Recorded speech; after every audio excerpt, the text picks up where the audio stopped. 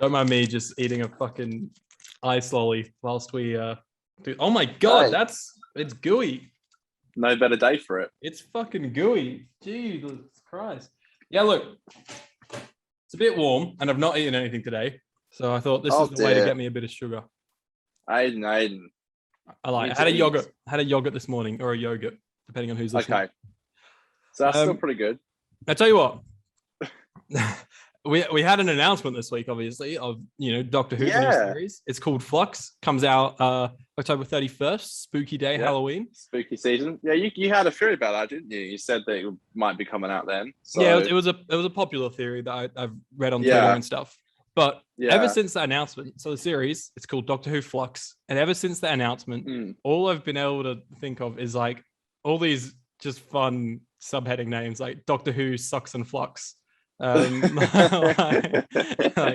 I saw one that was like Doctor Who Flux Yaz, and I was Oh like, god. fuck yeah. So why is it called Flux? Like, it's not going to say in the title it's Doctor Who Flux, is it? It's just why? I think it'll either do one of two things. It'll either not say it at all in the title. No, one of three things. Not say it at all, sort of in the title sequence, or like after it says Doctor Who, it'll come up saying like Flux and then the episode name, Flux. or Yeah. it's going to be the episode name is going to be Flux Part Episode 1, name. Flux Part 2, Flux Part 3, and stuff.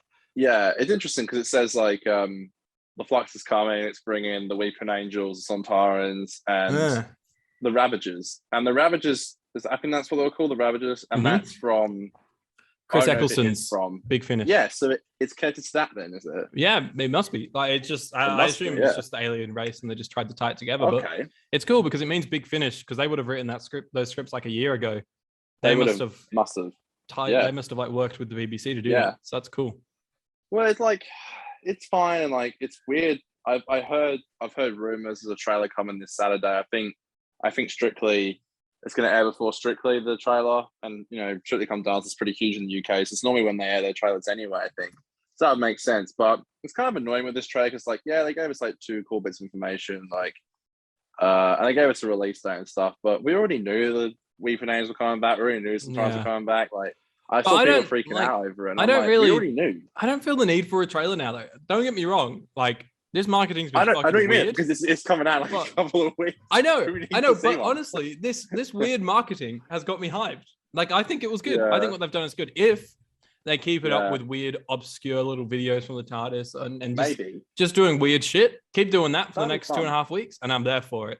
But if you just stop and don't give us a trailer, then it will be a bit like, how's the general public going to know what's going on and shit like that? It's if I didn't do this show, like I probably wouldn't watch the trailer because like it's like why there were a couple of seasons Doctor Who when it first started and we're like I didn't know stuff was going to happen. I didn't know these characters were coming back or this villain was coming back. To have that with a season would be really cool. And I do it with movies sometimes. Sometimes I don't watch trailers. Like Edgar Wright's new film, I haven't seen like a single trailer. Dude, it looks so good. I haven't seen a single trailer. It's the most hyped I've been for a movie for a long time. Good. Good. Yeah, I'm really keen. But and I hadn't seen any trailers for Tenet when I watched it, but I didn't like that. But I think that's just a bad example. I think it'd be cool to try it. But I'm excited for it. The whole Weeping Angel things because I watched the episode reviewing today, obviously. Of course, that's the Angels Take Manhattan. Yes, and that's the last time they were properly the villain for an episode, if I remember correctly. They do show up, obviously, but I think they only show up one more time in the Time of the Doctor, I think. And I think other than that, I don't think they're in. They briefly showed up in Resolution, briefly. Oh, in Revolution, and there's that was it. One shot of one, I think, in Hellbent, in like the gallery or something underneath. Oh There's one. But Pete never faced him. I know, and I guess they kind of showed up in Class for like a scene. But we never got that conclusion. So it'll be really interesting to see another writer tackle the Weeping Angels. I feel like Moffat was like, I've done everything I can do with them. I don't know if I want to keep bringing them back, which I think was a smart move because I don't know. I think they were kind of cool in this episode, but they really did feel like kind of underutilized. I think. Yeah, so I it'd be think interesting to see. In this, I don't mind this episode we're about to talk about, but I don't like. They're not scary in it, and there's like a couple of moments in the 2-parter in season 5 that we watched, and that were like a little bit spookier. But upon the whole, like every time they show up, they lose a bit of their scare value. And I just think maybe they can do something new with it. And or maybe. Even then, they don't have to be a scary villain. It's just as long as they're used like intellectually and it makes and they've got like a good story behind it, then that's cool. Yeah, I think Moffat kind of knew he would never write Blink again. So it's like, why keep trying and like every time making it less and less like, you know, scary and impactful, I guess. But yeah, it'll be interesting to see what Chibnall does with it. If Chibnall's writing it, we don't even know. I'm hoping that I'm manifesting that Maxine Alderson, I think that's the name, who wrote The Haunting of Villa Diodati. That's how you say it. We don't even know who's coming back writing wise either. Yeah, that's really crazy. It's odd. But I'm hoping she's writing it at this point. She seems to be a good like spooky writer from that episode. Because there was a rumor that she would take over as well as showrunner. So maybe she'll do a couple. I reckon Chibnall will co-write pretty much the entire season. Yeah, I reckon he'll do the premiere and finale. If he didn't just like do one or something. Yeah, I do feel like it's going to be very connected. Like, you know, we already know. So seeing the sometimes are going to be cool as well. I think it's cool to have these villains back, and I think it's good that the Flux and the Flux is a new villain, which I think is good. That's an awesome thing as well. And well, maybe it's not even a villain. Maybe it's like a alliance. Maybe it's a Flux is obviously like when they say like time is in flux. That's obviously a thing. So it might be like referring to. Well, Chibnall said, I don't know. Swarm, didn't he? He said Swarm. He did, which makes me think that's referring to the Ravagers. I think possibly, because the Ravagers are like, from what I remember of Eccleston's first audio, they're like, it was like a big swarmy race of like swarmy. Okay. Well, yeah, fair enough. I'm excited. I am. I think it's really fun. It's coming back. It will be nice to watch some new Doctor Who. To be honest, so. And I'm genuinely excited for it. So I think it should be. Yeah, cool. Me too. Yeah, I actually am excited to see what they do with it, and and to see the representatives again would be really cool, and the Sontarans and all that. So the Sontarans, man, like we've only had in New Who one Sontaran story. Can you believe that? Yeah, they just feel like they're embedded because of Strax and things like that. I know, it's the same like the Weep names, like they do show up obviously, and obviously Strax and all that, but yeah, they haven't been a villain, which is weird because there was a lot of episodes of them in the classics, weren't there? There was quite a few. Yeah. Earlier on, I think there's a lot less later on. I don't think. I thought you just say, dude. Fucking I keep meaning every time I look at the screen and I look at myself, I laugh. There's been multiple times where I've just chuckled to myself. That's why you should watch the video, folks. That's 50% Doctor Who podcast on YouTube, I believe. Oh my god. There you go. You wouldn't see if you just listened to that, you wouldn't have seen that hilarious gag. That's right. What a gag. Also, speaking of visual stuff, I can show you something today. Go on. Evil of the Daleks Steelbook just arrived, literally just before this show. So Evil of the Daleks, that's the next animation recreating one of the missing stories. Okay. Sorry, the ice lolly is running down my stick onto my fingers. Maybe one day I'll like these fucking classics. I just don't know if I will. I wasn't really planning on buying any of the animations and stuff. Dan bought me Fury from the Deep. That's right. For my birthday last year. Like, what should I get Aidan? I was like, Fear of the Deep. And I enjoyed watching it, to be honest. And so I was like, if any of them pique my interest, then I'll buy them. But ultimately, when the collection sets come out, I'll buy that, and I'll have those stories on it for those classic stories. But this story has always been one that has interested me whenever I've seen it in like the missing episodes and stuff like that. I've always sort of been like, that sounds like a cool big Dalek story. I think this one was meant to be like the last ever Dalek story or something. I don't know.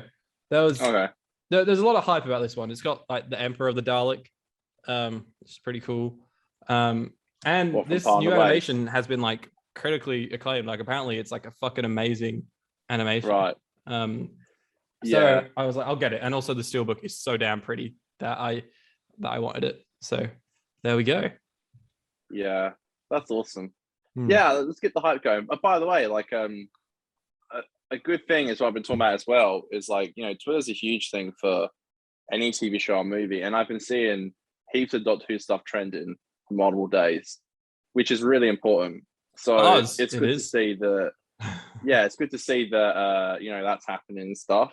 And I think that hype will continue to grow until we get to the 31st, which is literally like a week, 2 weeks, 2 weeks and a half. 2 and a bit weeks away, I think. Yeah, 2 weeks on Sunday. 2 and a bit weeks. Oh no! Yeah. Hold on, I need to get a tissue. This is a disaster.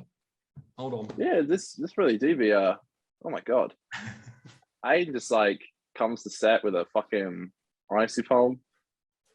Kind of jealous. Actually, it's quite nice. He's putting back with his tissue. What did I miss? Oh, that's funny.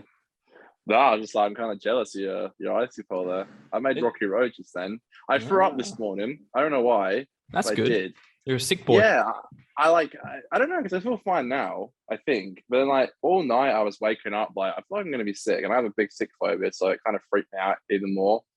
And I full on just like ran to the toilet this morning. It was like, ugh. And I don't know if it's what I ate or if I'm just a bit stressed out. I literally had no idea. I really don't know.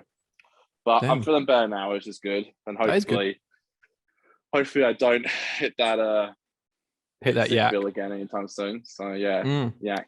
I have a question. Yeah. Mm-hmm. So I'd just love to eat this in the UK, just because in the UK, do ice lollies melt? I don't know. Let us know. Or on Twitter. Did you never have one in the UK before? I feel like I have, but I don't like, because like in Australia, especially like if you have like an ice cream or something, fuck me, you walk outside in the sun and it's just all down your hand. Yeah, I know. I used to in the UK. You see these ones that had like the cardboard cones. They had like that's where the lolly was inside. You would like eat it. That's ones I used to remember. So if it did melt, it would all be in the cone, and you could drink it afterwards. Because those Brits are onto stuff, They're onto stuff. Well, we have, and I'm sure they have these in the UK as well. This is going to be a weird gesture, but I only have one hand. These plastic ones that you like suck on in the mouth, like, and it's just like a plastic sleeve. Oh yeah. What are they called, like Zappa Dupas or something? Yeah, there are some nice ones. It's just literally frozen sugar, which I love. Do they have gay times in the UK? Golden gay times? Excuse me? Golden gay times. You know what a gay time is? I've heard of them, but I don't. Yeah, no, golden gay time. I've never had one. They're really nice. Yeah, I don't know if that name's cancelled now, but there's been a few things here in Australia. They have to change in the last couple of years. Well, gay time means like happy time, like happy good time. Okay. Yeah, they're nice. They're nice. I used to like them quite a lot when I was a kid. Yeah, bit of Daft Punk for your what day is it? Wednesday. I haven't been at work. I don't know what year it is, what day it is. I've lost count of everything. I'm thrown out because I had a few days off work as well, because I had my COVID jab and a few appointments on one day and shit like that. So I had like a few days off work Monday, Tuesday, which was just weird. I kept busy, but like it just felt like it was a weekend. I don't know. I know, it's odd. Like I'm flying to Exmouth on Monday, day after my birthday. Yeah, I'm flying. Damn, big boy's getting a plane. Flight there and back cost me $510. Ridiculous. So fucking crazy. Like I've flown to the Gold Coast and back for like 250, I think. Yeah. Like I don't know why. That's pretty cheap. It's just because of COVID, I guess, because they're like nowhere else to go, and it's like we could have driven down, but it's like why bother? I'm only going for like 4 days, and I'm gonna come back. So I might actually. That's kind of funny. We might have to film an episode when I'm down there next week. Or is it up? It's up there, I think. It depends how we go this weekend. We're gonna have to do a bit of stockpiling. A bit of a holiday edition of me away, but that'll be fine. It won't be an issue if we have to do that. If anything, it'd be quite funny, to be honest. So I'm bringing all the filming gear down there anyway. So I'm gonna get some footage for the podcast. Which, by the way, for all our podcasts, it's gotten rebooted. We started from episode 1 again. Whoa. Because I wasn't happy with how it went before, and I actually kind of want to do what we did with this show and kind of like start fresh and start from the beginning and actually work on it properly. Yeah. So episode drops today, which is the 13th. So by the time this episode comes out, you'll be ready to watch. That's for all our podcasts, all the socials and all that. And so we'll be filming weekly from here on out. There's gonna be a few other shows as well. So Connor, I'm gonna get you to riff for a second. Talk about For Life, talk about Flux, whatever the flux you want. Where the fuck's that one? My pool is just out there. I'm just gonna go wash my hands in the pool because did it explode? They're fucking sticky. All right, nice. The flux capacitor. Now it'd be good to have Doctor Who back. It's funny because it comes out on Halloween for you Brits. I don't know why I say you Brits, like it's only British people listening or watching. Hello, if you can see me right now, watching me on the video. But I think it's kind of funny that we get it on November 1st, and then it's gonna be fucking Monday morning when we get it. Oh God damn it, God help me. I mean, look at this. Like, so what is it like? November 1st, which is gonna be, so November 1st, 8th of November, 15th of November, 22nd, 29th. Plus that's 5. The last episode will air on the 6th of December. Interesting. So that means, like, I was just saying, the last episode of the season 13 will air on the 6th of December. Yeah, dude, we're fucked. In terms of getting isn't there gonna be a New Year's special? I believe so, yeah. So that's weird because that means like that's like a couple of weeks, and then it'll be maybe an Easter special, and then the fucking BBC's 100th anniversary. Mm-hmm. Wow. Dude, okay. So we've got like what? That's pretty good. That's pretty good. We're fucked when it comes to scheduling because we were wanting to do Time of the Doctor on Christmas, but there's not enough time. That's gonna happen. Might just be a random episode, but that's all right. So I guess we're just gonna be doing. I guess our season 7 reviews are gonna go for a whole, aren't they? Or we're just gonna do the one episode a week, which is gonna be the new episodes. Yeah, I reckon. From at the start of the new season, I think it'll just be one episode a week. Mm-hmm. But come November, I would have finished shooting and be a lot more flexible. So if you're open to maybe doing I'll be a lot more flexible. Doctor Who flexible. If you're open, and free, it doesn't have to be every week, but we could try and do a week to keep the series 7 reviews rolling. The thing is, like, I want to become like a fucking content machine and like pump out as much as I can. So I ain't opposed to it. It's just weird these days. Like, scheduling stuff is just like a bitch.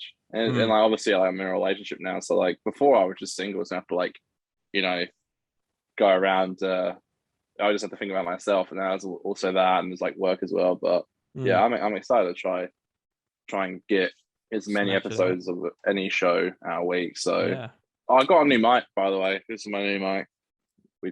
That's your one. Or is that Dan's? I can't remember. I think I let Dan borrow this. I can't remember, but either way, I'll get it back to him when I'm ready to return it. But I was using Aidan's. Thank you for letting me borrow Aidan. I think I had it for like 3 episodes. Aidan's little box recorder thing. Yeah. Which died last week. Apologies again. I think that was like 25 minutes in or something, and it died. Yeah, so all the audio from then on was a bit shit because we had to use Zoom audio for it. But that's fine. Sorry about that. I have to use my AirPods audio, which is not great, but it sounds like I'm talking through a fucking phone call. But yeah. But it is what it is. Anyways, Connor, let's get in to the Angels Take Manhattan. Yo! Yeah. 50 50% podcast. You. That's right, baby. Angels Take Manhattan. Whilst I quickly scramble to write this in Wikipedia and find it. I've taken it. It's gone forever. The Angels Take Manhattan is the 5th episode of the 7th series of the revived British science fiction television series Doctor Who, which was first broadcast on BBC One on the 29th of September 2012. It is the last in the first block of episodes in the 7th series. In the episode, alien time traveler, the Doctor, Matt Smith, takes his companions, Amy Pond, Karen Gillan, and her husband, Rory Williams, Arthur Darvill, to Central Park.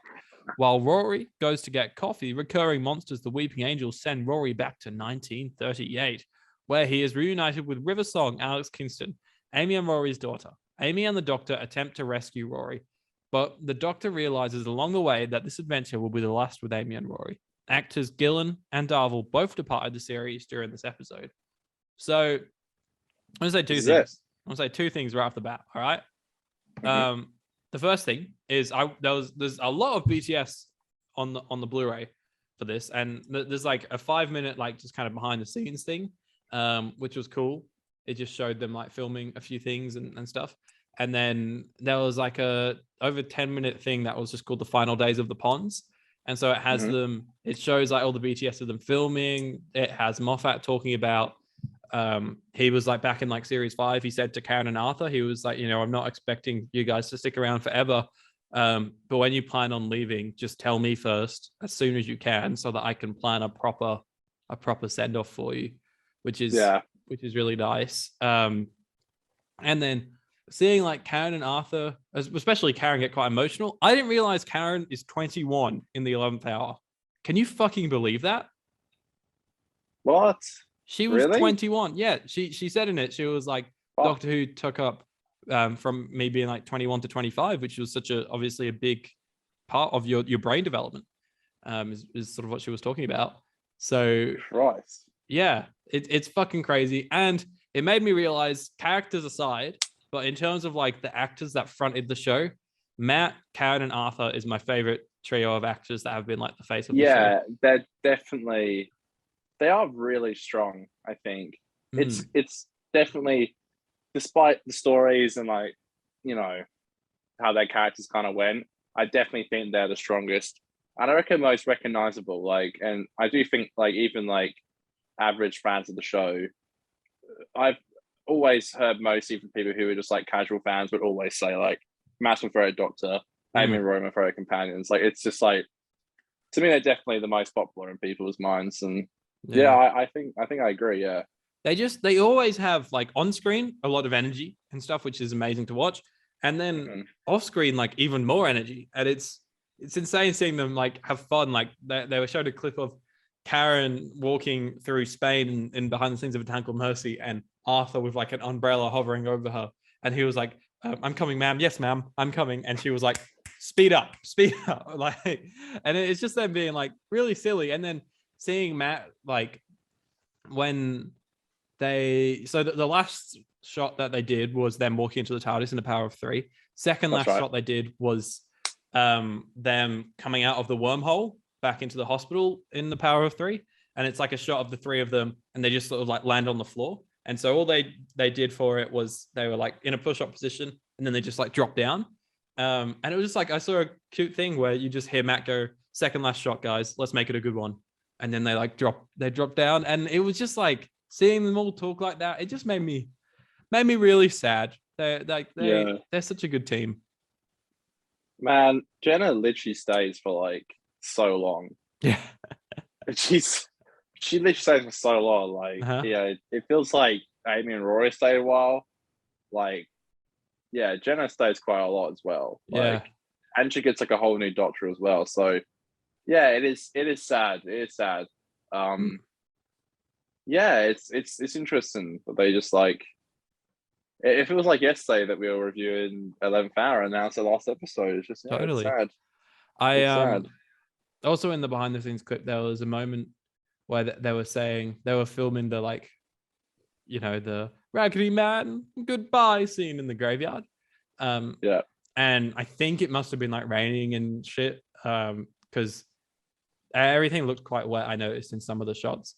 But Karen was saying like it was a really stressful shoot, and it wasn't supposed to be stressful. And so it was one of those ones where like they're expecting this big sort of emotional thing and to feel all these emotions, but it just kind of was a thing that happened. And then they were like, oh, that just wasn't that great.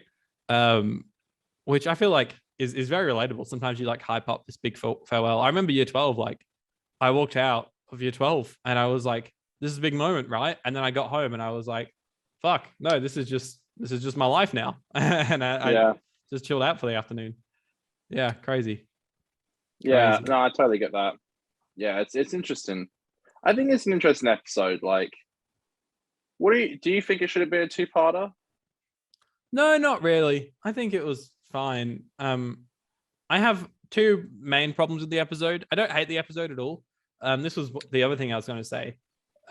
Is one, I think Moffat has, and I think this has always been a thing since halfway through series 6. Moffat always seems to forget that River is the daughter of Amy and Rory. Like whenever they interact, we were saying this in what was it? It was in oh no, we were saying this about how the Doctor reacted to seeing Amy and Rory for the first time in years and stuff. But yeah, there's like this scene where when Rory gets teleported back in time and he sees River, he's just like, where am I? He's not like, oh River, good to fucking see you. I haven't seen you in a few years. And that happens multiple times whenever they bump into River. There's no like hello. There's just like, let's move the plot along. And then at the end of the episode, they're all crying and leaving and stuff like that. And River is kind of like, you'd expect her to be like, Mom, Dad, this is a big decision. Da, da, da. And there's none of that. And then I feel like Smith at the end, one of his line was like Moffat trying to like cover up his problems because the Doctor's like, they're your parents. I forgot. Yeah. And I'm just like, that was Moffat. That was Moffat saying that. Yeah, look, I agree. Like, it's kind of weird because like what I took from River not having much reaction was that obviously she's going to see them again at some point because of her. But it's like that doesn't really. You still saw them go. Do you know what I mean? Like, you will see them again, but you also saw them go. It's like, no, I agree. It's kind of weird, isn't it? Like, it always struck me as odd as why River wasn't written to be upset. How come the Doctor kind of like can't? depressed, How come the Doctor can't vortex manipulate into New York after this? Because they were just saying the TARDIS can never go there again. Excuse me. How many fucking times is Moffat gonna do something like that? I swear, like, and then it felt nice to be back in New York. It was also kind of nice. Like, I actually think it was on purpose, but there was a nice shot of the Empire State, and obviously we've been there before in Doctor Who with Darts of Manhattan. And then obviously we go back again for Doctor Mysterio. It's like, how many fucking times are we in New York? There's so many places in America you can go. It's like Marvel. Pretty much every Marvel movie or TV show is always like set in New York. Like, all the Netflix shows were, multiple movies in the MCU were. I get New York such a beautiful place. We've both been. It's lovely. But it's like, how many times are you going to go? I hope they reference in Mysterio how he gets the TARDIS there. Surely they do. I don't know if New York's off limits. I think it's just that, I think. It sounded like that. No, because that's why he couldn't go pick them up. That New York. Oh, yeah, that makes sense. Yeah. Yeah, odd, hey. I know. So odd. Yeah. But anyways, he could just like throw a few more vortex manipulators on his arm, go back in time, and then be like, here you go, Amy. Actually, even in Utopia, 3 of them teleported with 1 vortex manipulator. So that River could literally just go get her mum and dad and bring them. Don't you listen, Aidan? Every single time I use a vortex manipulator, it rips a hole in the universe. No, it's the void. That's the void. That? The vortex manipulator is fine. It's just cheap and nasty time travel. That's the line. Bitch. Oh yeah, that is the void. Fuck you. All right.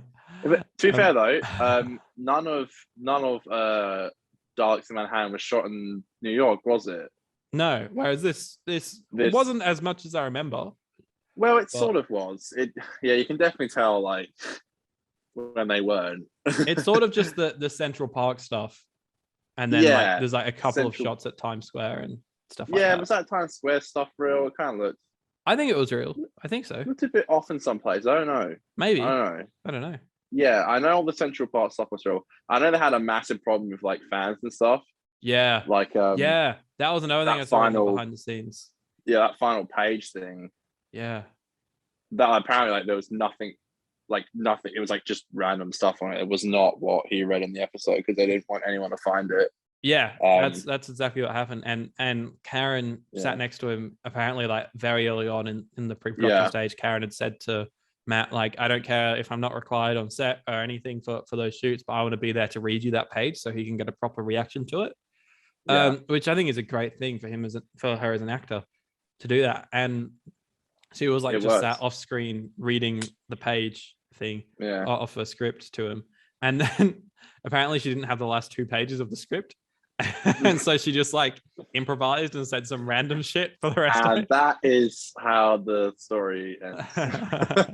Afterwards. But all that location stuff, beautiful way to start it. It all looks great. It's shot really nice. I like it. Oh, that slow-mo It's like it's not like in Doctor Who when they add slow mo and it clearly was not like shot to be in slow mo. Yeah. But this looks beautiful. The slow motion of Matt running through Central Park. It looks fucking. It's probably the first time I've seen slow mo in Doctor Who and been like, yeah, that really works. Yeah, it looks lovely. There's a lot of good direction in this episode, I think, in camera wise at least. They shoot some dialogue shots, some dialogue scenes really interesting, like having Amy and Rory sat back to back on the boulder. I think was a great little direction, because then they had this cool shot where it was like a shot of Amy, and so when she was talking, you could see her, and then she looked down at the page, and then Matt would turn his head around, and then instead of like cutting to a shot of Matt, the same shot would still be going, but because Matt turned his head, Matt's now sort of the main focus of the shot. Right. And that was a cool little neato moment of direction of camera, I think. Well, what did you think of the book? The whole, so Amy wrote it, and it's fine. It's a little convenient. I like Melody Malone or something. Melody Malone. I think there's like a tie-in book for it written by Justin Richards, I think. Yeah, I've heard about that. But like it's fine. I like this whole idea of it when you read it, it has to become true, because that totally makes sense. If you see a name on the grave, it means that person has to be dead on the date that it says. Because Amy read it in a book. Yeah, that's fine. Yeah, but then I was also like, if River writes the book, then I don't know. Like the chapter titles thing was a good little. I don't know. It just felt a little. There was a bit of convenience in there, and I don't know. It solved a lot of plot problems, like by them not knowing where to go, they could just read it and it'll speed things up. But then it also made for some like weird shit, because wouldn't River warn of certain things in the book as she wrote the book? I.e., she, how there's this whole scene where once Rory gets taken for the second time and he gets taken to Winter Key, they're sat there for a while and River's using the scanner to try and figure out where the angel's taken him. Why not just fucking write that in a chapter title? Instead, there's like a 5-minute sequence about it, and then like again at the end, surely there'd be a chapter title that would warn and be like, there's going to be an angel right there at the end. I know it's called Amelia's Farewell, but still, I know it's odd. Like, first of all, I don't necessarily think that chapter titles aren't spoilery. I don't know what that was about, because I've read very few books in my life, but I do recall some, like, chapter titles not being completely non-spoilery. I think the whole thing is that River would intentionally write them to be not spoilery and just give enough information away. Fair enough. And then what was I going to say next? I do think Moffat kind of puts himself between a rock and a hard place, because like everyone kind of knows him for the smart writing, always a bit of a twist, or there's something really cool to do with like time travel and stuff. And I think at this point, when he's writing Doctor Who, he's kind of starting to run out of ideas. I think the book thing was kind of cool, but it's like nowhere near as cool as like the stuff from like Blink or something, where you're like, holy shit, that's fucking smart, and you can see why it won awards. And it's even down to the angels in the episode. I think the whole idea of the hotel thing is kind of creepy, but we don't really get enough time to really explore it. I did like the beginning, like the detective and stuff. Like that was cool. I fucking hate. It has that whole like film noir approach. Yeah, the noir. Yeah, that was cool. But I fucking hated the. It makes no sense. The Statue of Liberty is not as tall as a building. I don't know where it comes from and why it's so big. Maybe it was stood on another building, on a smaller building, and that's why. I don't know. Like it's bizarre. It's just so dumb. And I hate that whole like, boom, boom, and like it's like walking around New York, and I know you're like, how is no one like seeing this? It's dumb. Yeah. Like, honestly, I don't see why you would want to write that in your script. Yeah, like there's like different ways that they could, if Moffat really wanted to incorporate the Statue of Liberty, there was like different ways that you could involve it as not as a weeping angel, but like imagine if instead of going to Winter Key, the angels teleported you to the Statue of Liberty, and because there's like and then buildings, that could have been there's a building under there. I'm pretty sure. Remember in GTA you could go into it and there'd be a heart. in GTA 4. Yes. But imagine like something similar, like they go inside the Statue of Liberty, and that's where like they're storing the people, making them live out their lives and shit like that. Just like it doesn't have to be a massive fucking the size of a building, the size of a skyscraper. Yeah, it's odd. a bit shit. The other sort of overall thing about this episode that I don't like is escaped my mind. Right as I said it, it's to do. Oh yeah, so on the behind the scenes thing, Moffat said he wanted this episode to sort of be about Amy and Rory figuring out they don't need the doctor. And I just like, I can see now he said it, I can see that, there's lines where Amy's like, no, I don't need whatever they say. Oh, when they're like, we'll jump off the building together or something. They make that decision themselves or whatever. Yeah. And when Amy says goodbye to the doctor at the end and she prioritizes Rory over him and stuff like that.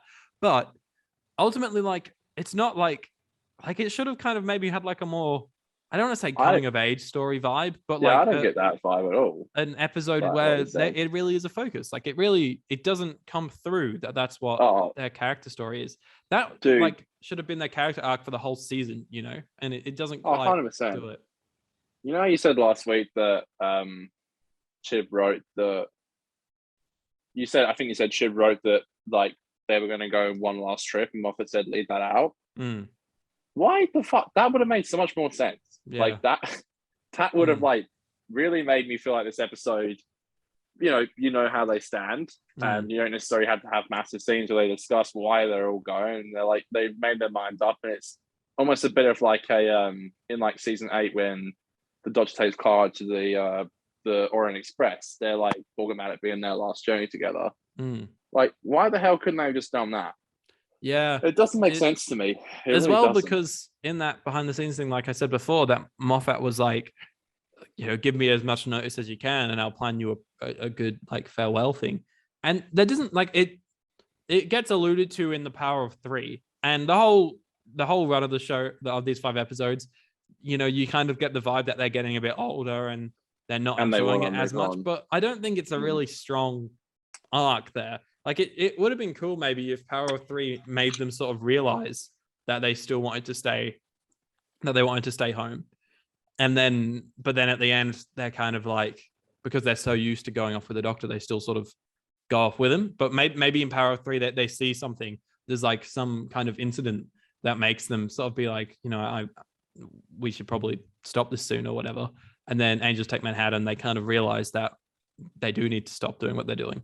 That's what it kind of should have been. And whether or not they get sent back in time or they just go back to fucking Ledworth 2.0, I don't know. I know, because they really do give that vibe at the end of Power 3 where like, fuck it, we'll just keep traveling. Yeah. And it gives off that impression almost where it's like, you're right, like she does prioritize Rory at the end, but also it gives off that vibe that they just like kept traveling until their time ran out. I don't know, I got the vibe from this episode where like, I agree, I don't think it should have been a 2-parter, but I also feel like it does just kind of feel quite rushed in my opinion. Yeah. Like they're there 1 second. And I do like, part of me kind of likes how Rory is just taken like that. But also it's like, man, this happened just so quickly. And the whole fake death where like they both jump off the building and then they come back. And I remember watching it as a kid, I'm like, well, something's gonna happen now. Like it's their last episode. Like, no one was ever thinking like, oh, they got away with it. Like, people knew they were leaving, As a kid, I watched it and they jumped off and I was sent. I think I was watching them like first thing in the morning, but this episode, I think I set an alarm to watch like as it came out or something on ABC iPlayer, iView. Good old iView. I was watching it and I was like crying as they were jumping off the building. It fucking sent me. And then, they rock up and I was like, yeah. No. And then for a split second, I was literally like, maybe they are going to continue for the next part of the series. Oh my God. Yeah. And then like, as soon as you see the Weeping Angel, you're like, she. But it's just so dumb. It's like, one must survive it's just like. And they don't even resolve what happened to that angel as well. It's like, what? And they just go off at the end. It's like, all right, see ya. Yeah. It's like, what? We're doing the whole one ship survive thing, and I fucking hate that. One must survive it's like, what the fuck?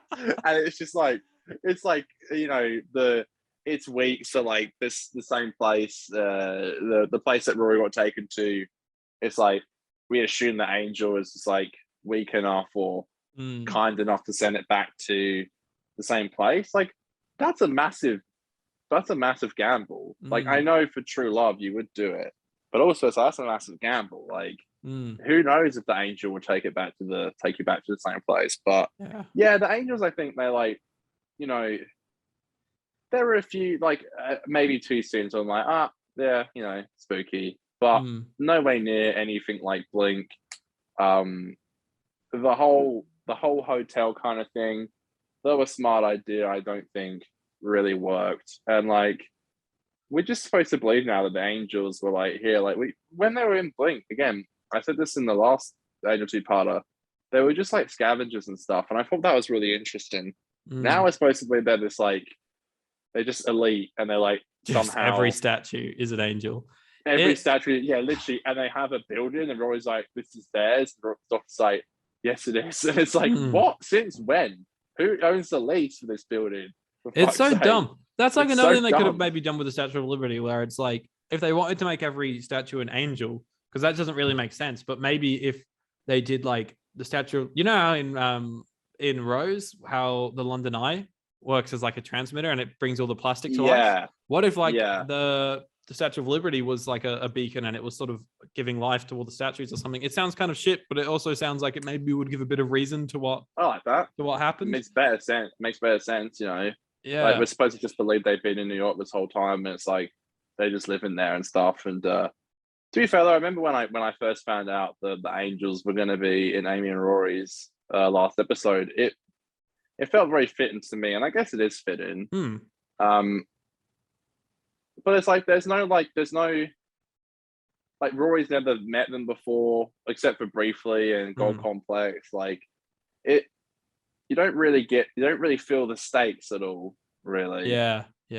I didn't feel know. The stakes. I felt, for me, it felt off the bat like as soon as Rory disappeared, it felt like the pacing was really ramping up, and you could tell the doctor, like, he wasn't stressed, but I don't know. I felt like there was some stakes in there. I felt it. Look, I've shouted on this episode so much already, but I did actually enjoy it quite a bit. I'm going to shit on it. Yeah, I enjoy it as well right now. So in the graveyard scene, okay, 3 things about the graveyard scene at the end. 1 I like, 2 I don't like. 1, I like seeing Rory teleport away. I thought that was cool. I don't know why. It was just like a pleasing effect, the way he... Yeah, it just looked cool. And then 2 things I don't like. 1 is, have you noticed the continuity error with the Weeping Angels? Because every time I watch this episode, I fucking notice it. Yeah, isn't it like the hand keeps changing or something? Yeah. In all the reverse shots from over the shoulder, I think it's right arm is up, but then when you see it front on, it's its left arm. I did notice that. Fucking, I know. I'm pretty sure they shot half of the stuff facing Amy and the doctor in a graveyard in New York, and then the other side in a graveyard in Cardiff. I'm pretty sure. I think, which probably explains it a bit. Yeah, they probably just balls up a little bit there. Yeah, but that's a big balls up. Pissed me off. Yeah, it's a big balls up. Yeah. The other thing that was shit was like Rory's like not even close to this gravestone, and then he's like, "Oh look, Amy, look, it's got my name back." Yeah, it's so weird. A positive though, I thought the design of the angels was beautiful. There was quite a few like fucked up angels. I thought that looked beautiful. The one that was in that bloke's collection room. That was cool. What do you think of him? It was fine. It was funny. It's like a classic New Yorker. Like... when the TARDIS comes in and he's like, "Oh!" It was funny. I thought it was. That was the scene that was kind of creepy when like he woke up and then like the statue that he always looked at, like the boy and the mum came in and then the angel came out. I thought that was kind of creepy. That was cool. Yeah. Do you like the cherubs? I think the cherubs were cool. They didn't really scare me because I know exactly how that scene plays out in my head. But I definitely could maybe see as a kid this scaring. I think maybe I was slightly too old for it to be properly scary when I watched that sequence for the first time. But I can imagine young kids that would quite scare them. The little blow. Yeah, that's cool. I like that. That's funny. But it's like, why would a stone have air in its lungs? for one. But it's what it is. I'll let it slide. Let it slide. Yeah, but I thought also like all the on location stuff in New York, like it was really cool. Like I was seeing places that I went to when I went there in Central Park. Like that was really nice, I thought. And I think it was really good that they the BBC let them have a budget, let them go over there and film some stuff. And I think the BBC kind of knew that, you know, Amy and Rory were really important to people and stuff. The final scene with Amy, though, it's, again, I kind of think it's like a bit rushed in my opinion. I think I kind of felt like it was just over and that was it. Which I think is kind of the point, that they just got snapped away so quickly, and the doctor's like, that just happened. You know, it's like time to cry and mourn and stuff. It all felt a bit too peachy when they're like walking back to the TARDIS going, let's go to the pub. I love the pub. Let's go. And like it's like Rory just goes back. Family outing then. Family outing. And yeah. So, hang on, is this it for River Rock's up next in name? It's all a bit shit because like her story was kind of done in Wedding, and it's like from series 7 onwards when River comes back, it doesn't really make sense in terms of the whole like the last time I see him, it's the first time he sees me or something. I know it can maybe be a little loose, and that's fine as long as they stick with the last time. The last time being the first time being the last time thing, and it can be a little looser in the middle. But it's just like, I don't know, it doesn't work. It all feels a little loosey goosey. But there's only Name of the Doctor, and then Husbands or a Song. Yeah. So she's only got 2 more appearances. That is crazy. Before we get to the afterword, by the way, something I thought was really funny was when the Doctor goes to like China, like ages ago, and he gets the thing written on there. Yeah, so dumb and unbelievable, but that's funny, and I like how they did that. That's quite funny. There was a few lines of dialogue throughout the episode that I actually thought was quite funny and had a chuckle. I can't really remember them right now. It's not terrible at all. Like I feel like we always sound like we hate them, but I actually did enjoy watching it. Like here's something I thought was really cool. Really liked. Sorry. I was going to say something I thought was really cool was there's a sequence where when Rory and River are in a car, and because they're kind of going slightly not full film noir, but they're drawing on elements of it throughout the episode, and you could tell they put like the projector screens on the outside of the car to film it rather than like a green screen or doing it out in a real car and stuff. They had the projectors like they did in the old like 60s, 50s, 60s films. So I thought that was a really nice touch. Yeah, it's fun, you know. I like the glasses as well. And the Doctor takes those, obviously, and wears them. Amy's glasses. Yeah, that's nice. They were funny. They were cute. Yeah. And the afterword I thought was I didn't cry. I got a little bit of a lump in my throat. You know, a frog in the throat, I think they call it. I think I got a bit misty-eyed, but it didn't really send me. I think what kind of made me cringe a little bit. I hate that, like, I think seeing a little Amelia in the last shot's cute, but for some reason it has like a freeze frame and then it like starts fading into this like weird beigey color. Yeah, that was interesting. Don't hate it, but it was. I was like, okay, it's doing this, sure. Didn't you? This one to ask you. Didn't you say something about when we reviewed 11th Hour? You're like, there's a thing that happens in Time of Angels. You hear the TARDIS, and that connects to. Do you know what I'm talking about? You said something. You said Time of Angels. Did you mean this episode? Sorry. Yeah, this episode, Angels connects to 11th Hour. You say? I'm pretty sure in 11th Hour there was like you see this scene happen and you just start to hear the TARDIS. And I was going to say this for behind the scenes, but Moffat said that this was like a thing that he'd been holding on to for like 2.5 years to actually do. Like he always knew that this is how he wanted the last scene of Amy to play out. So yeah, I think it was all intentional. Okay. Yeah, no, I thought the afterword was really sweet. Yeah, it was. Yeah. Once again, Rory didn't really get a proper goodbye, but yeah, Rory kind of just like just got yeeted, and that's it. You never see him again. Yeah, he didn't even get to say goodbye. Yeah, he gets I know the PS that the webisode thing. But yeah, Jacob asked me about that. But I haven't watched it in a while. I was gonna watch it before, but I forgot. yeah, okay. Yeah, he does have that. Yeah, with Brian. I don't know why I left that out. I mean, I kind of do actually. I guess it really would make sense in the episode. Like, it would be weird to cut to like Brian. Yeah, it's like on Earth. But yeah, and that's it. And then the snowman. Well, I remember the snowman as the doctor's like depressed. Yeah, I've watched it. I watched it yesterday. Oh wow, okay.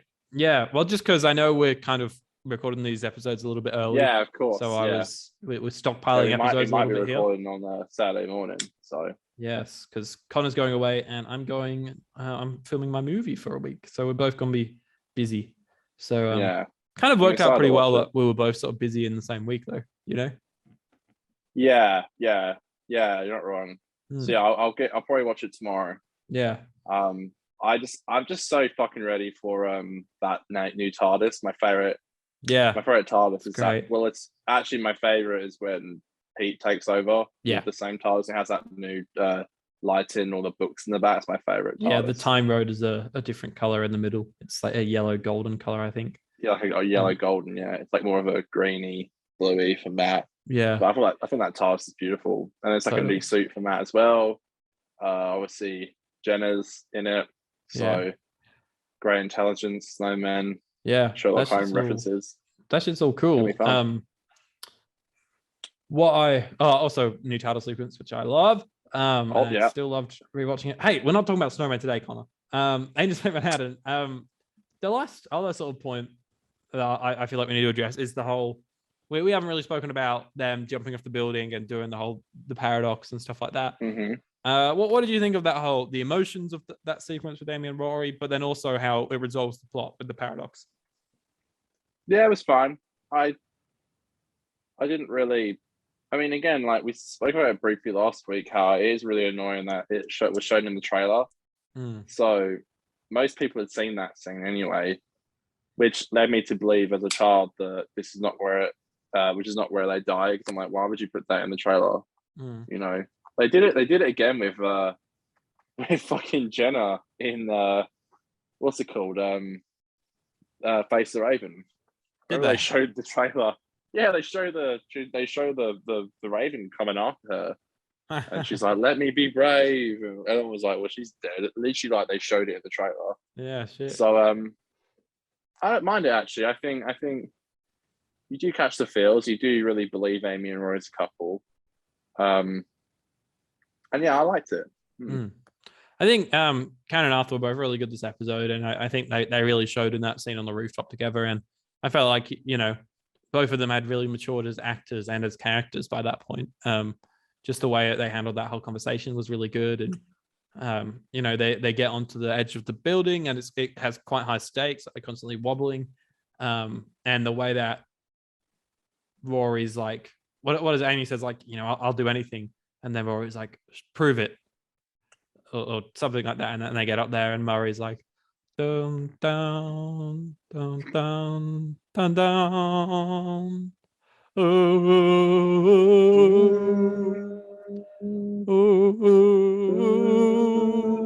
Yeah, it's sort of cry.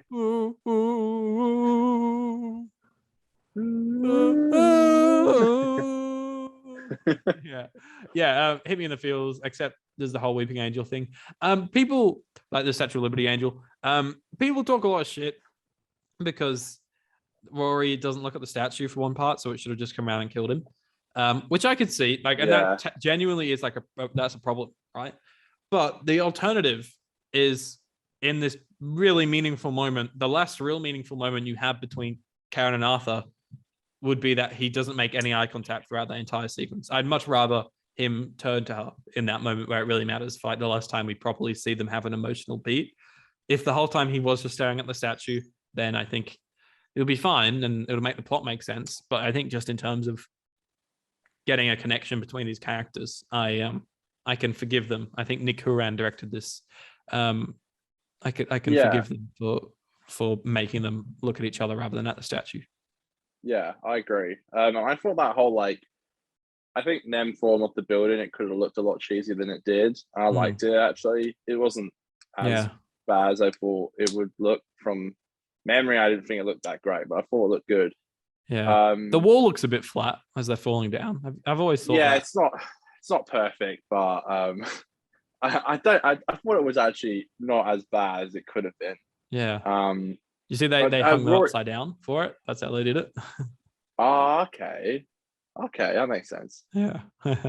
There's quite a few lines about Rory dying. It's like, oh, when don't I? That's funny. Like, that's funny. Bro, you're literally like just feeding into the joke at this point. Yeah. There's actually random thought. There's a really great line at the beginning where that detective's like, it's like New York City, the city of a million stories. Half of them are true and half of them haven't happened yet. I thought that's a really great line. Yeah, I like that was a really cool line. I think. Yeah, I think all the cast were on fleek throughout the episode. Maybe River was fine. She was just River. She didn't really have much to do, I don't think. But yeah, I almost felt like, Stephen was like, how can I not put her in it with the storyline we've done with her and Amy and Rory? Yeah, totally. Yeah. Matt always sent me as a kid whenever you see the Doctor like kind of break, not so much when he's crying at the end of this episode, more like when you see him like freak out when he climbs up the fire escape, and it's like, what the hell do you think you're doing? And you can tell he's really stressed. That shit sent me as a kid. Him crying at the end was really good. I think maybe it was probably fair enough, but I think maybe it was a little too much. I don't know. I'm sure he probably would have cried that much in real life if that was a real situation, but it just, I don't know. It felt slightly over dramatic. I don't know, but it was really good, and all of them were really good. Yeah, was it over dramatic? I don't know, because it is like, he's never going to see him again. I don't know. I think it's just that shot where he's like, this is why I need the video, where he's like, he's just, yeah. It's in like every gif of what's your saddest episode of Doctor Who. It's that shot once it's finally happens, I thought was a bit much. But because I much prefer when the Doctor is more like not content with his sadness, but he holds it in. Like, in Doomsday, you don't see him break and cry. He just is crying, and he's like controlled with his emotions. It's same with Matt in a few episodes time in Name of the Doctor when he cries about Trenzalore. I love that. That's my favorite, I think, emotional beat from Matt as the Doctor. I just love how subtly sad it is. It's not him saying, I'm fucking sad. It's him genuinely just being sad, like a lot of people are, which is really nice. Shout on this episode a lot, which is weird, but I genuinely enjoyed this episode. And I think this goes for series 7. The 6 episodes I've watched so far, including the Snowmen, they're all just like really fun watches, but they're just not like, you don't go into expecting a really challenging storyline like Vincent and the Doctor, or like a lot of Russell stuff. You just kind of want to go into it with a fun romp. And I think that's a really good way to go into the 50th, because you wouldn't want the 50th being like the Waters of Mars kind of level stakes where it's like someone's killed themselves and shit like that. Like I'm happy they kind of went for this more just fun action adventure where every episode is just a fun story with a bit of an emotional beat at the end.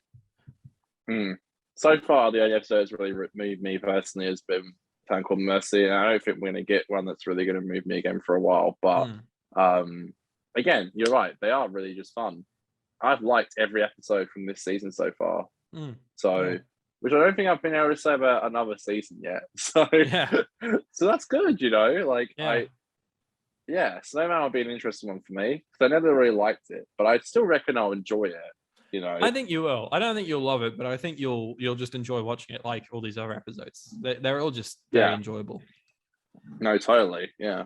Anyway, shall we move on to Australia's favorite segment? Let's do it. It's time for Goof of the Week. Hell yeah. Yeah, baby. And I noticed this in the thing. I was like, I wonder who that's credited for. It says in the cast, it says the photo shoot PA. And the person that's credited is the photo shoot PA from Asylum of the Daleks at the start when they're taking the photos. And for some reason, they have a credit in this episode. Why? Where are they show up? They're not in this episode. It's a mistake. It's a Goof of the Week. Oh, okay. Yeah. That's the goof. Oh wait, did you have any goofs? Oh, okay. Yeah, I do actually.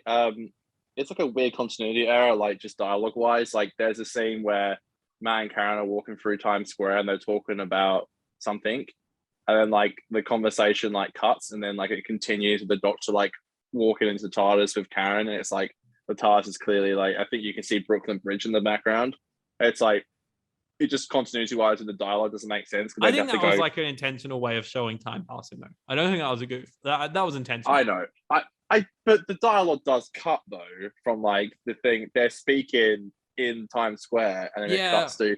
But I do think it's intentional. You remember Casey Neistat vlogs when he would like he'd start off and he'd be like, "So today we're all talking about fucking fitness," and then he'll cut to him like running, and it will be the next sentence, and he'd go from like A to B in like 4 different locations, to and tell one sort of story in that time. It's just like that, you know. I think it's just a fun way of telling time. I think jarring. It's intentional. It just took me out of the episode a little bit, but that's what I really saw. I think fair.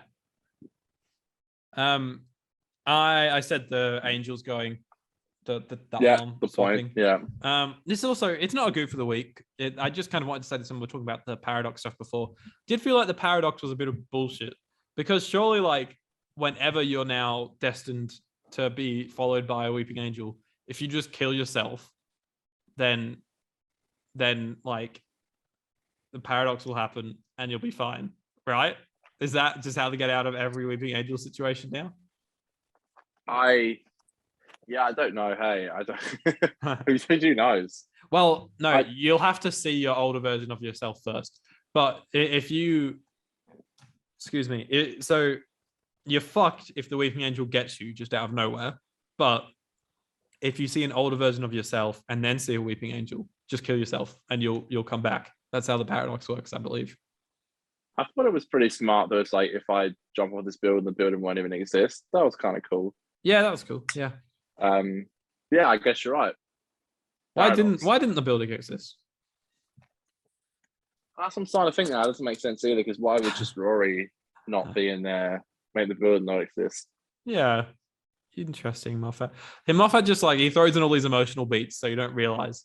You're like, that sounds like it makes sense. Cool, let's do it. We'll just run with it. We'll run with it. Anyways, when the Doctor rips out the last page of the book, the shot shows that the page that was torn out was actually from the middle of the book. Just after Amy and Rory jump off the roof at Winter Quay, and the Doctor is looking down at them, River is in the background, standing normally looking at the Doctor. In the very next shot, she is leaning on the ledge, looking down at Amy and Rory. Classic. As the Doctor examines River's broken wrist, which we haven't spoken about, but I didn't really like that. It felt like a childish argument. And also, does he just have extra regeneration energy? He can do that shit with. Energy, yeah. I don't know why River was so mad about it. It was just dumb. I did like how, sorry, I keep going off track of these goofs.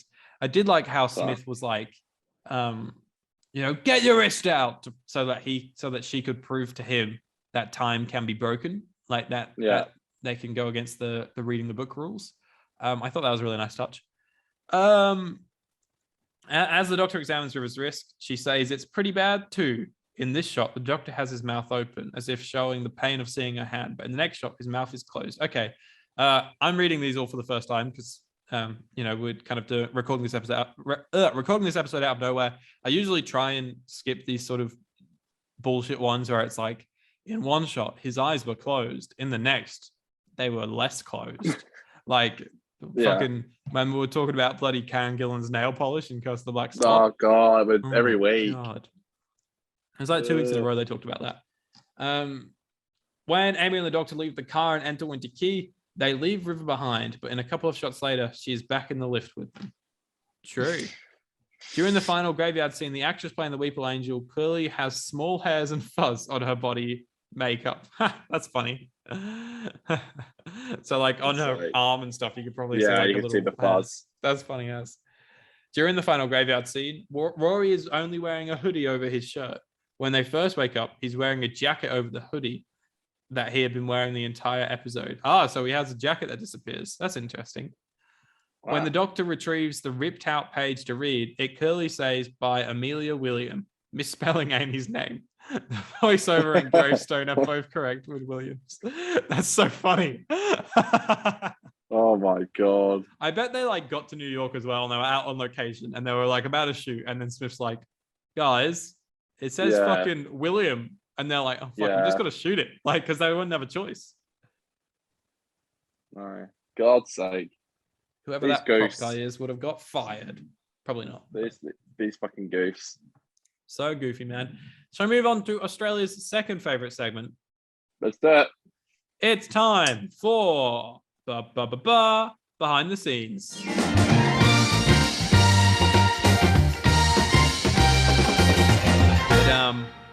Alrighty, boys and girls, this is where we talk about behind the scenes facts. So, like I said earlier, there is a tie-in novel that's written by Justin Richards called The Angel's Kiss, a Melody Malone mystery, which is an ebook tie-in novel released on the 4th of October 2012. So just like a week or so after this episode came out. So that's kind of cool. This is the first episode to feature River Song that is neither part of a two-part story or has like a scene in the previous episode setting her up. Because in Wedding of River Song, which is a single story, they do have that tie-in from Closing Time, tying her in there. This is the first time that she's just sort of in one story, one adventure. Yeah.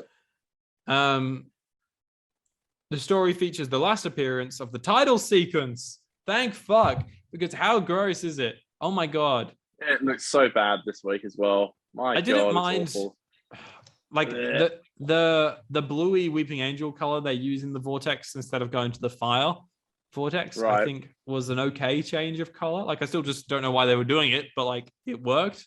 But then the title itself, where it's like green and it's got the Statue of Liberty's head on it, like looks so naff. Hell nah. Damn son. Similarly, this is the last time we see the 11th Hour's TARDIS console room. Yeah. It is also currently the last episode in which the theme music includes the counter melody known as The Chase. So there's a part of the theme tune which we don't hear anymore. And is it the last one with Matt's original tweed jacket? Outfit? Yeah. Or... Yeah. Also. Which is crazy. So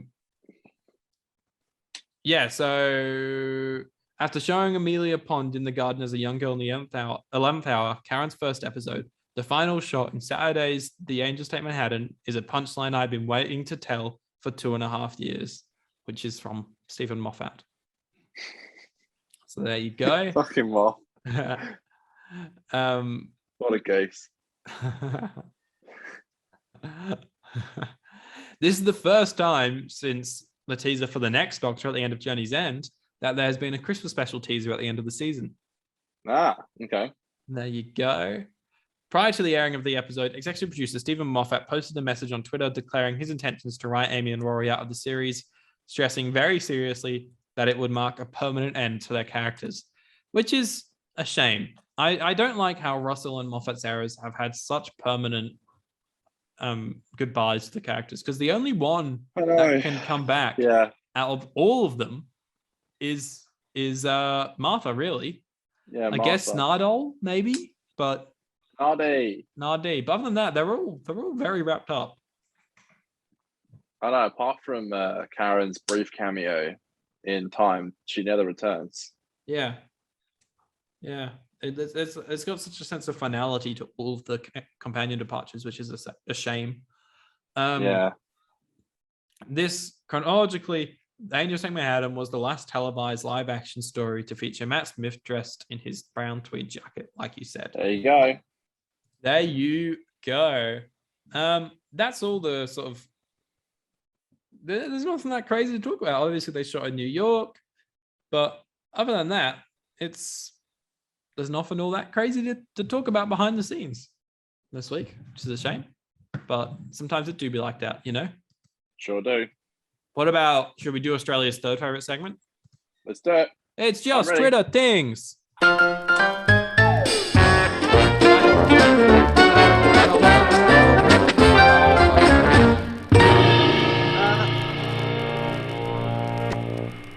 So, the Angels Take Manhattan. I said goodbye, Pons. What are your thoughts on the Angels Take Manhattan? Write them below and we'll read them on the show. I also put out a quick poll using Spotify, just asking on Spotify, if you watch the episode, they'll have a little question there every week. You just can do a quick answer in there. Just so that's a fun thing to do. And last week I asked what's everyone's favorite Weeping Angel episode, and Shane replied to that saying Blink. So, and I think Blinky. I don't think there's anyone that's not going to say that. So I feel like in a day or so, exactly, I'm going to get a message from Vinny with a Angel Take Manhattan review, because she asked me yesterday if I could still send one in, and I was like, yeah, sure.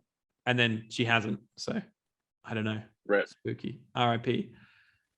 All right, let's do it. Let's do our reviews. The fan reviews to Angels Take Manhattan. Dylan is spooky. Says, good riddance. I hate the Ponds so much. Incredibly unlikable characters. So glad they're gone now. I'm joking. This episode is great.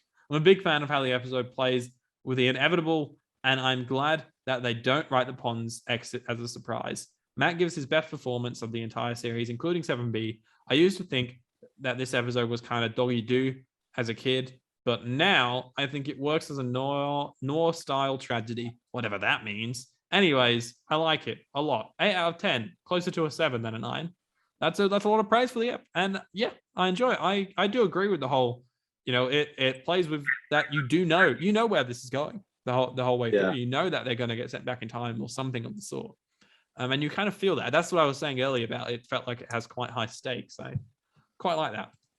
The Doctor Who show has a much less favorable review saying, continued the downhill slide of the Angels. The Statue of Liberty as one was ridiculous. No one looked out their window, apparently. And he never saw the Ponds again because the TARDIS wouldn't land there also made no sense. Trying too hard for that feels instead of a good story. And then I said, I disagree that the Moth got carried away with a few ideas here, which he totally does. And that's probably the biggest flaw with the episode, is so much of it is just Moffat throwing some ideas out there that are just too big and don't quite work. The Doctor Who show then replied saying, people get very dismissive of this stuff, but if we establish rules within a universe, e.g. people looking at an angel freezes it in place, having a marshmallow man substitute wandering the streets of a massive city and no one apparently sees it, totally nonsensical. Totally. And then someone called Steve Tudor said, cool idea over working story is mid-moth all over, which is probably right. Yeah, season 7 is kind of where it's just a bunch of cool ideas and not a proper working story. Yeah. Yeah. There you go. What have you got over on the Insta and stuff like that? All right. Jacob sent me a review. He DM'd me one. He said, Angel Take Manhattan review. This episode is underrated, and I don't think people enjoy this episode as much as I do. First, if all the look of this episode is... Sorry, first of all, this episode is fantastic. New York will always look good, and the hotel is unnaturally creepy. Yeah. The angels are well used in this episode as this overbearing presence over the city. The small angels are scary little shits, and they're laughing, terrified 11-year-old me, making my trip to St. Chad's Cathedral an absolute nightmare as they had small angel statues. That's hilarious. The Statue of Liberty angel is dumb, but looks cool. I agree, it does look cool. The use of the book chapters helps continue to build the dreads around the Pond's fate. The ending is perfect with Amy choosing Rory over the Doctor and spending her life with him, wrapping up that arc for good. I really like this episode, and I feel like it is overlooked. Next question this week I have for you. Have you guys seen PS, the storyboard of Rory to his father? And what are your thoughts on it? You can watch it on YouTube. I haven't seen it. Yeah, like I said already, I hadn't watched it in a while. I meant to rewatch it and I forgot to. But yeah, I remember it being really cool. But like I said, I just feel like it wouldn't really fit the episode, so I can see why I left it out. Yeah, I agree. I think it's a really enjoyable and really quite a heartfelt minisode. I think, even though it's just like a storyboard, I think that actually really fitted the style of it. I quite like it. And the fact they got Arthur back to voice it, I think was great. And look, this is a time where Doctor Who has so many minisodes and they get a bit redundant after a while. I watched 3 minisodes that were prequels to the Snowmen. 3. It took me 10 minutes to watch them. And I was watching them and I was like, fuck me. It would have been cool to watch them at the time, but just having to sit back and watch 3 of them back to back, where it's they don't really accomplish anything, is a bit annoying, but they have pretty decent production values and stuff, which is crazy. But yeah, in a time of the show where they are making so many minisodes, this one really has always stood out to me, and I think it's quite an emotional thing. I'll probably go rewatch it over the next couple of days at some point. Yeah, me too. Nice. I chucked just some quickly on my story. Thoughts on the episode. Jacob once again said yes. Vinny said bye, Amy. I guess Vinny hates Amy. Friend of the show. Xavier said bit of a weak way to lose the Ponds. Also, Statue of Liberty. Why? Fair enough. River.song_who. So this episode is just pain. I love it. Dylan said pretty good in it. Aidan said, yeah, I'd fuck Rory. And my girlfriend Kimmy, I actually watched this episode of her. She said, pretty mad about it, to be honest. Good last page, though. So that's referring to the Amy's little afterword. Which was a nice touch. But that is all I got. Banging. So that's the Angels Take Manhattan. Sorry, it was a bit of a... I kind of like when we talk about them a bit loosier, like we have done today and in a few of the episodes recently. So I think we should keep that up. But we did rush through quite a few things here because Connor and I are on a bit of a time crunch today. So it's a bit of a shorter episode, which isn't necessarily a bad thing. But Connor, what would you rate the Angels Take Manhattan? I'm going to give it a 7 out of 10. 7 out of 10? Fine. Wow. I actually don't think it's that great. I don't think it's that bad. I think it's just fine. Angels aren't used very well, in my opinion.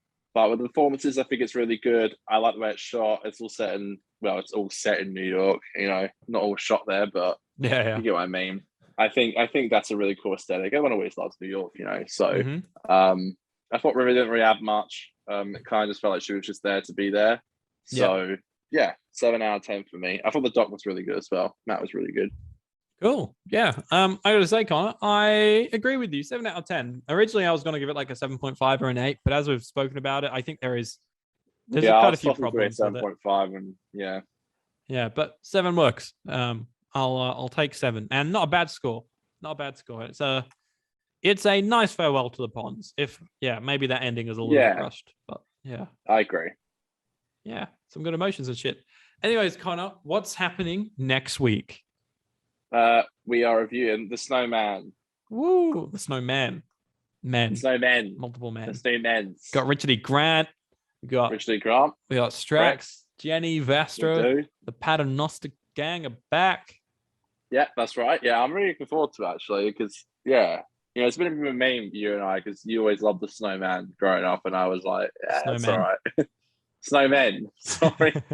So it was a bit of a meme. So looking forward to reviewing it. Yeah, no, it should be good. Should be good. All right, awesome, folks. Thank you so much for listening, and we'll see you next week in the Snowman.